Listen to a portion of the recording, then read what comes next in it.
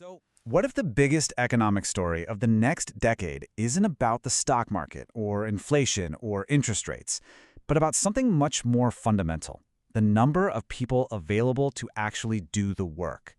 Today, we're diving into a powerful forecast that points to a really turbulent decade ahead, and it's all being driven by this massive, predictable force: demographics. Let's just jump right in. One of our sources puts it this bluntly. Wow. This isn't your typical Wall Street forecast, right? This is a serious warning about a long, difficult period of economic hardship. And the reason for it? Well, it's probably not what you're thinking.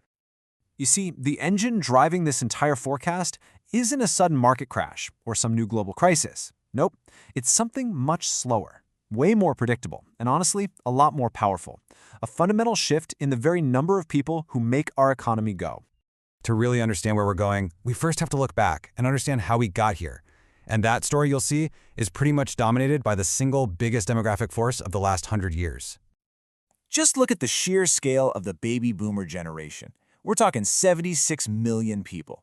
As they, along with a huge wave of women, entered the workforce, they created this unprecedented surplus of labor. For decades, this shaped everything. It was an employer's market, plain and simple.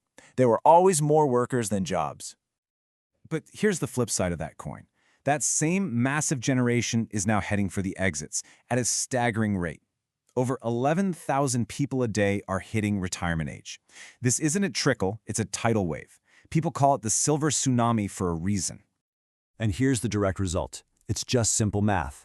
Our whole system is built on having enough workers to support retirees, but that ratio is shrinking fast. Back in the 80s, you had almost 5 workers for every one retiree. Today, it's less than 3, and by 2034, it's projected to be just 2.5.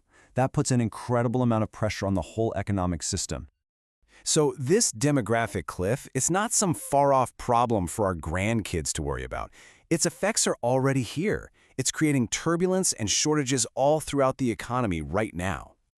This is the multi-trillion-dollar question that businesses, economists, and governments are all trying to figure out. If the largest, most experienced generation of workers is leaving, who's going to take their place?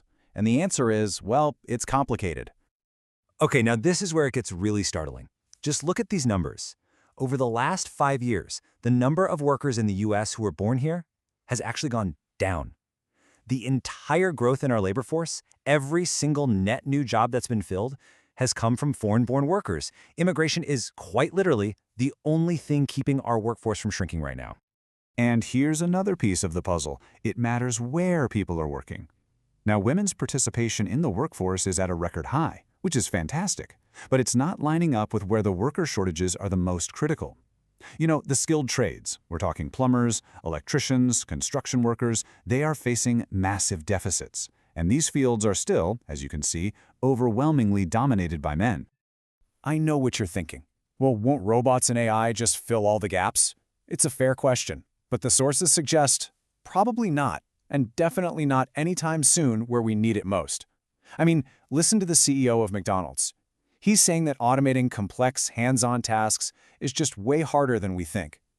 AI is much more likely to change how an office job works than it is to replace an entire construction crew or a home health aide.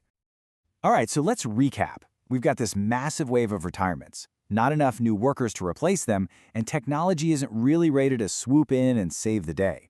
So let's connect the dots and project forward to see how this could create that decade of distress our sources are warning us about. At the end of the day, it really just comes down to a math problem. When you look at the trends, the projections point to a potential deficit, a shortfall of 6 million workers in less than a decade.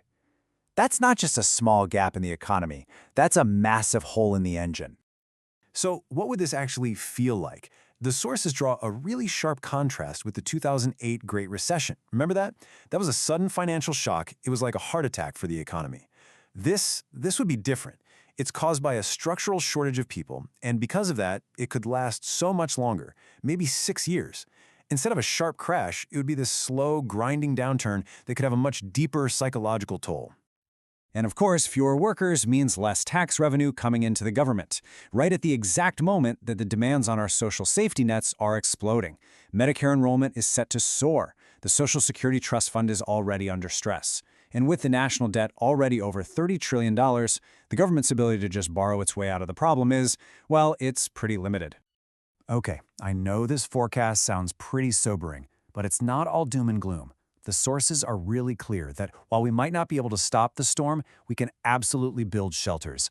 So let's get practical and look at the financial blueprint they suggest for weathering whatever is ahead. For businesses, the key is resilience. The era of just endless growth might be on pause. The focus needs to shift from just getting bigger to becoming a stronger player, taking market share from competitors. This means you got to plan for lower sales, you have to be agile, and most importantly, you have to recognize that your skilled workers are now your most valuable asset. You won't be able to just go out and hire easy replacements anymore, so retaining the talent you have is everything. For you younger folks out there, the advice is to build a really strong financial foundation starting right now. The goal should be to walk into the 2030s with as little debt as possible. That means making it a priority to pay down loans and being really strategic about your career choices. Looking at stable sectors and finding educational paths that don't leave you with a mountain of debt. And for families, and those of you getting closer to retirement, the strategy is all about battening down the hatches. This could mean simplifying your lifestyle to boost savings, thinking twice before taking on a big new mortgage, and really getting smart about the tax rules for your retirement accounts. And crucially, it also means planning for a future where Social Security benefits, well, they might not be as generous as they are today. So the decade ahead looks like it's going to present a challenge that was born from decades of these demographic changes. It's a slow-moving storm, for sure, but it's one we can see coming. The key takeaway from all this is that preparation isn't just possible, it's absolutely essential. So the real question isn't if the storm is coming anymore, it's what are you going to do to get ready?